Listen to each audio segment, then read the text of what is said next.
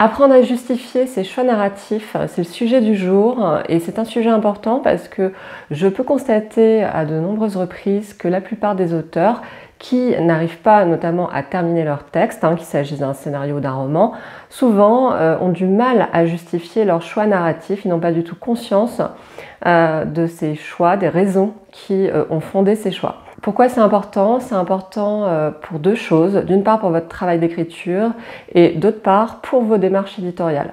Pour le travail d'écriture, vous le savez bien, dans une histoire, tout doit être connecté, tout doit être soigneusement pensé. Une histoire, c'est censé produire du sens là où peut-être l'accumulation des faits dans la vraie vie fait qu'on ne perçoit pas ce sens tout de suite. Et si vous voulez produire du sens, il va bien falloir interroger les choix de personnages, d'univers, d'intrigues, faire en sorte que tout soit cohérent, vraiment dans les moindres détails de l'histoire. Les auteurs avec lesquels je travaille et aussi mes étudiants, quand je leur pose la question, donc pourquoi tu as choisi finalement de placer ce personnage au centre, pourquoi tu as choisi cette règle dans cet univers-là, et bien très souvent, j'ai envie de dire presque une fois sur deux, on me répond je ne sais pas au fond.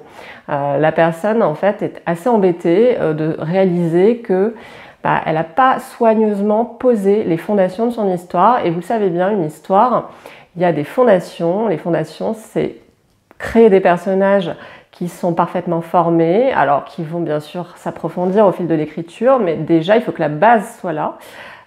Créer une intrigue dont les principaux jalons doivent être posés. Alors là encore, on est dans le débat entre les architectes et les jardiniers. Je pense qu'il y a quand même une base à avoir aussi. Et puis des éléments d'un univers.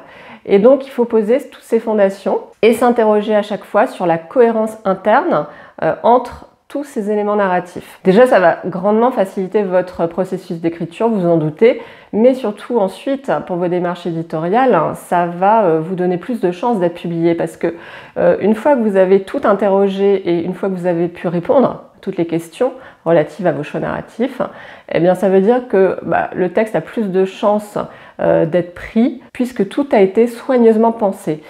Dans les échanges qu'on a avec des auteurs publiés ou en voie de publication, c'est très très fréquent de demander pourquoi tu as fait ça, pourquoi tu as choisi ceci ou cela. Ça fait vraiment partie du travail éditorial qui va permettre parfois d'affiner certains éléments, certaines parties de l'histoire. Et c'est un travail qui est juste fondamental parce qu'on hisse le manuscrit à un niveau qui est encore meilleur. Voilà, je vous invite donc à toujours interroger les choix que vous faites.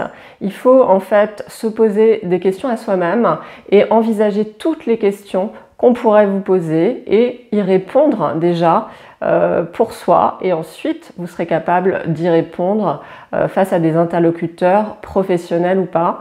En tout cas, c'est un travail extrêmement salutaire qui va vous permettre d'affiner votre manuscrit, de l'améliorer, qui va vous permettre aussi de mieux vendre votre projet, de mieux justifier vos choix, qui va décupler, je pense, vos chances de publication, puisque finalement, cette démarche-là de questionner toujours son texte, elle est au cœur du processus créatif.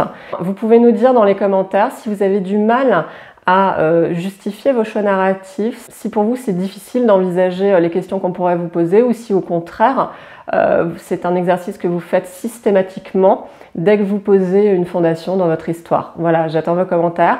Je vous souhaite une très bonne semaine, une très bonne écriture à vous.